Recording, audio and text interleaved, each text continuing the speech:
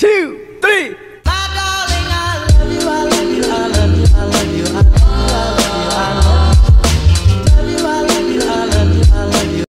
Mga kachan, na-receive na natin yung SSD natin, portable SSD galing ng Amazon. So 500 GB siya para mai-transfer natin yung mga videos, pictures galing cellphone papuntang laptop. So ito rin is ginagamit para sa external memory ng cellphone at ng laptops. So tingnan natin, 500 GB lang yung kinuha natin.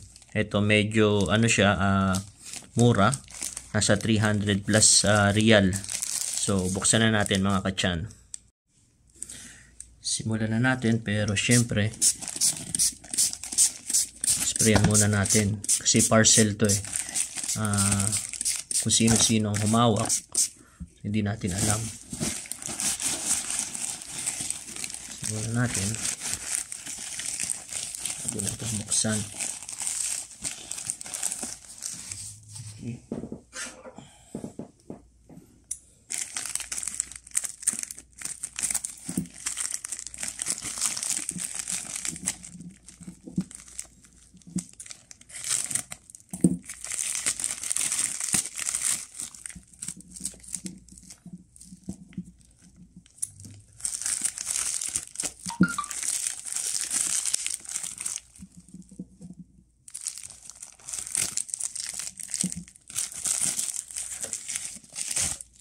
Wow, SanDisk portable SSD, high speed storage for high resolution photos and videos, stockage hot, Espanyol.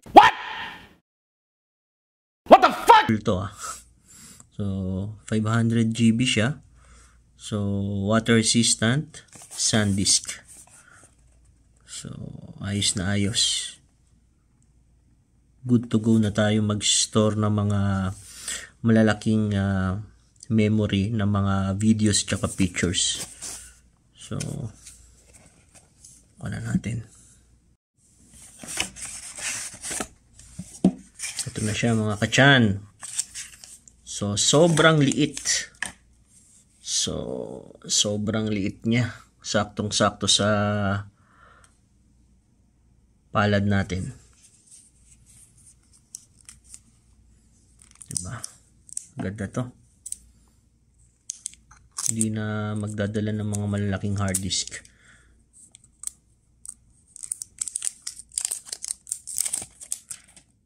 So,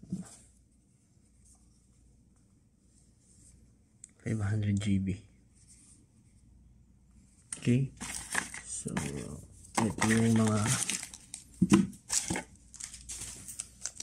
yung mga kasama sa kanya.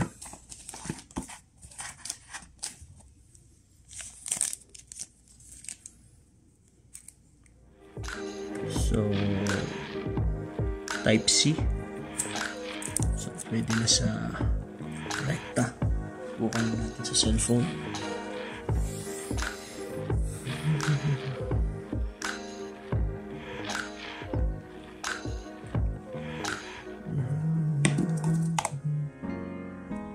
Okay.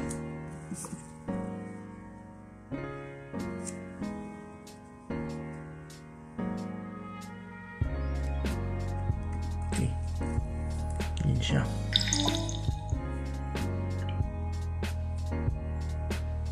So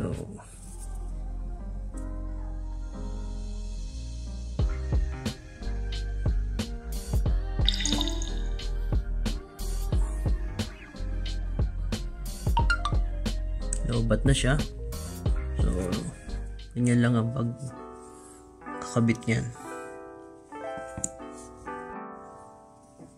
So mga kachan, so ayan na siya, may storage siya. Okay, pwede natin i-transfer lahat ng file dito on memories.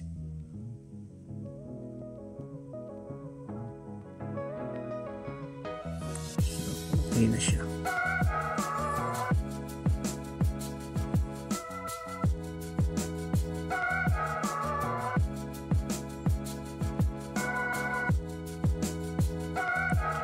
natin ito.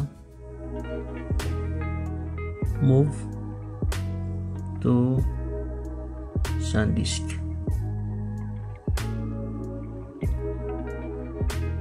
Okay.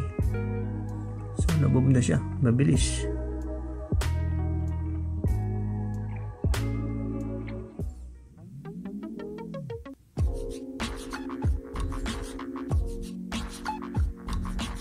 So na-move na siya kagad. Okay. So medyo mabilis siya, depende sa laki rin ng ng video. Okay. So yan mga katyan. Subukan na natin ang portable SSD Extreme.